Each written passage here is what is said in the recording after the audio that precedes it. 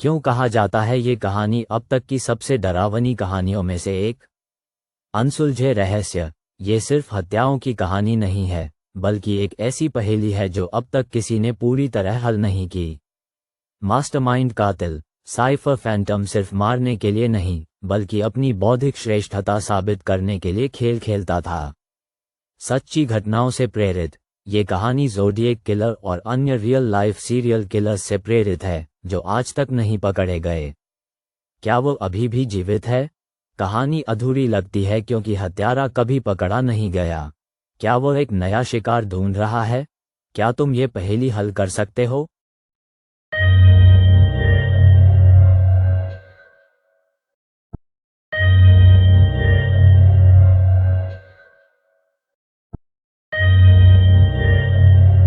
नाहा cipher Phantom की कहानी।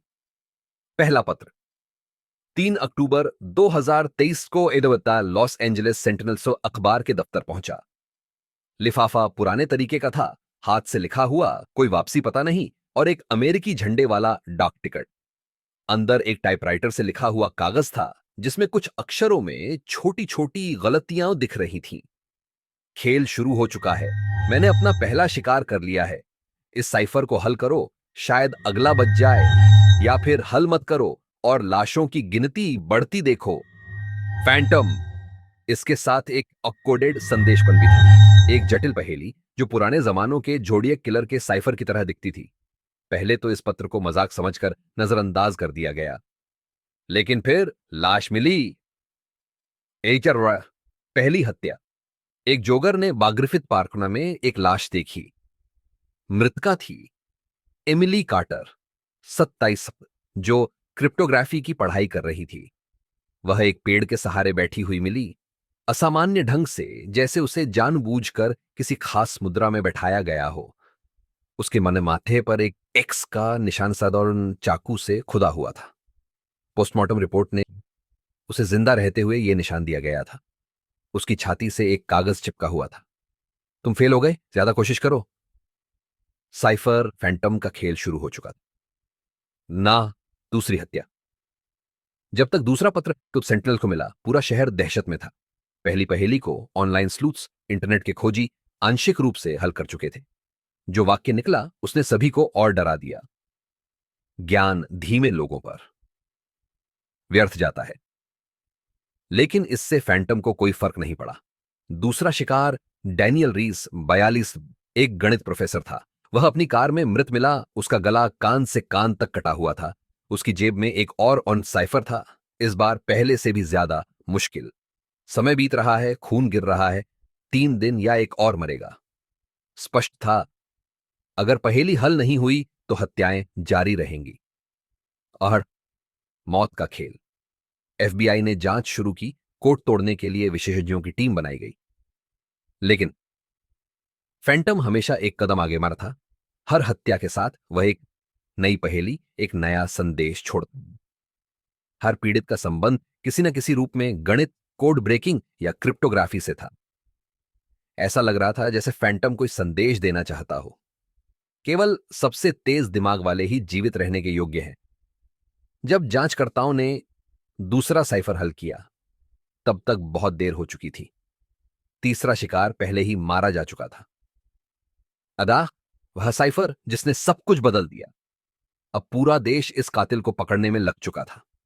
ऑनलाइन लोग, गुप्तचर एजेंसियां, हर कोई फैंटम की पहेलियों को हल करने की कोशिश कर रहा था। कुछ कोड अगली हत्या के स्थान का संकेत देते थे, लेकिन केवल तब जब हत्या हो चुकी होती। फिर आखिरी साइफर आया। यह छोटा था, बहुत ही साधारण, लेकिन डरावना। और गहराई से देखो, नीचे बने जीपीएस कोऑर्डिनेट समझ दिए गए थे। जांचकर्ताओं ने जब वहां छापा मारा तो सिरिवे एक वीरान केबिन में पहुंचे। भीतर पार दीवारों पर अखबारों की कतरने वहां चिपकी हुई थी। जोड़े बीटी के, जैक द रिपर, हर कुख्यात कातिल की खबरें। कमरे के बीचों बीच एक तारना कुर्सी का है, उसके सामने एक आईना।